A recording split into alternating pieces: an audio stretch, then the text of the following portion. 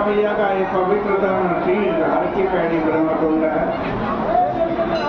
श्री रामचरितमानस से बड़ी सुंदर चर्चा श्रवण कर रहे थे। देखो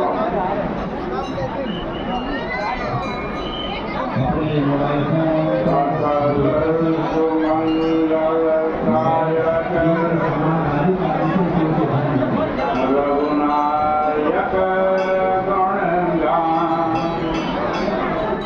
सादर सुनहि ते तरहि भवा इंदु बिना जलयान। जो रघुनाथ जी का गुणगान संपूर्ण सुंदर मंगलों को देने वाला है, और जो व्यक्ति इसको आदर सहित सुनेंगे वे बिना किसी जहाज या अन्य साधन के अब सागर को तर जाएंगे। साहित्यिक भावनात्मक और दार्शनिक दृष्टि से मानस का अध्ययन करने वाले बालकांड के प्रारंभिक भाग,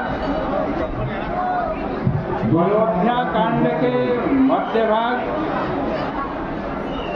और उत्तर कांड के अंतिम परिच्छेद को सर्वाधिक महत्वपूर्ण मानते हैं। और बहुधा इस संदर्भ में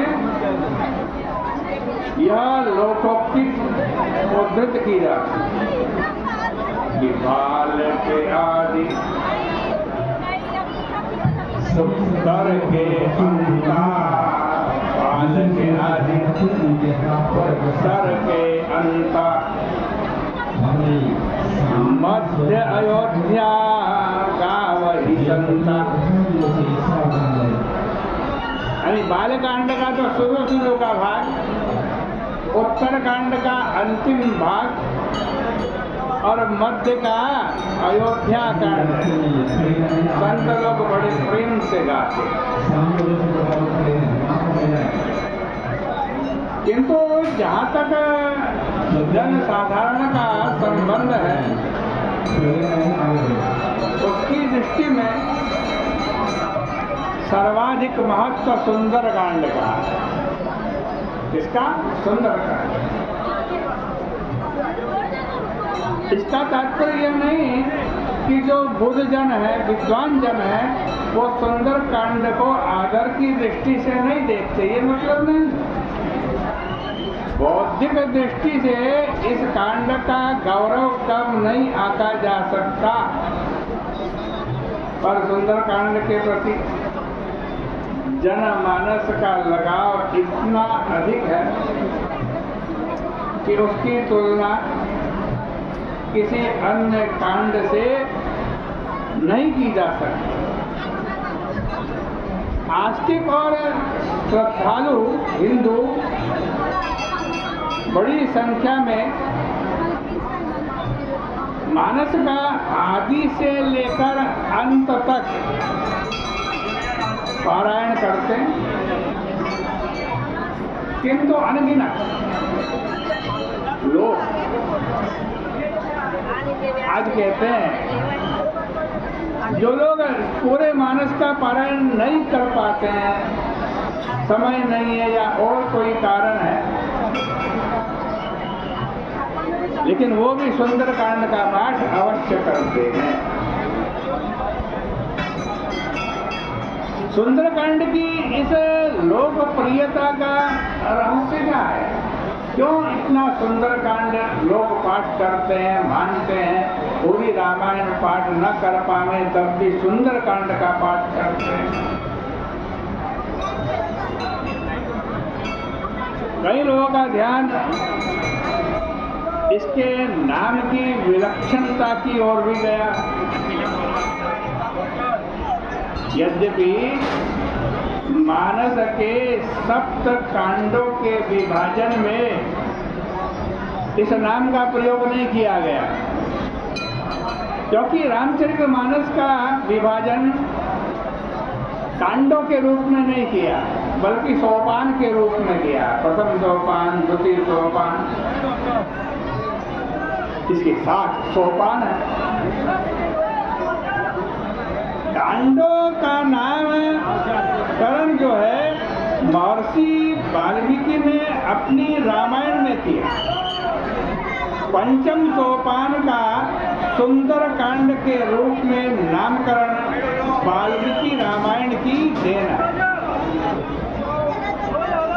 पर जनमानस में सोपान के स्थान पर कांड का नामकरण ये अधिक लोकप्रिय सिद्ध हुआ। प्रथम, द्वितीय, तृतीय के रूप में सोपान की गणना बहुत आकर्षक प्रतीत नहीं होती, इसलिए उसके स्थान पर उसमें विविधता से पूर्ण वाल्मीकि रामायण के कांड विभाजन को यदि स्वीकार कर लिया है तो यह अस्वाभाविक नहीं कहा जा सकता। महर्षि वाल्मीकि ने इसका नाम सुंदर कांड क्यों रखा? सुंदर कांड। इस प्रश्न पर भी अनेकों विद्वानों ने अपने मत प्रकट किए हैं। वो वाल्मीकि रामायण में साहित्यिक दृष्टि से सुंदर कांड में जो सौंदर्य है वह अन्यत्र दुर्लभ है, इसीलिए महर्षि ने यदि उसे सुंदर कांड माना हो तो इसे आश्चर्य की दृष्टि से नहीं देखा जा सकता। रामचरितमानस के सुंदर कांड के प्रति लोक आकर्षण का मुख्य कारण कुछ और ही है। क्यों इसको सुंदर कांड कहा गया और अधिकतर लोग इसको ही क्यों पारायण करते हैं, इसी का पाठ क्यों करते हैं? प्रसिद्धि है यह कांड जो है ना सुंदर कांड, आप सुंदर कांड का पाठ करो, पारायण करो, ये सभी मनोकामनाओं को पूर्ण करने वाला है। जनमानस कामनाओं के पूर्ति के प्रति आकृष्ट हो, यह आश्चर्यजनक या अस्वाभाविक नहीं। लौकिक जीवन में भी उसके सारे क्रियाकलाप कामनाओं की पूर्ति के लिए तो होते हैं। जो भी काम करते हैं हम इसलिए अपनी कामनाओं की पूर्ति के लिए करते हैं। यदि वह अपनी कामना पूर्ति में कोई देवी सहायता प्राप्त कर सकता है तो क्यों ना करे। इसी भावना से प्रेरित होकर वह सुंदर कांड की ओर अधिक आकृष्ट होता है।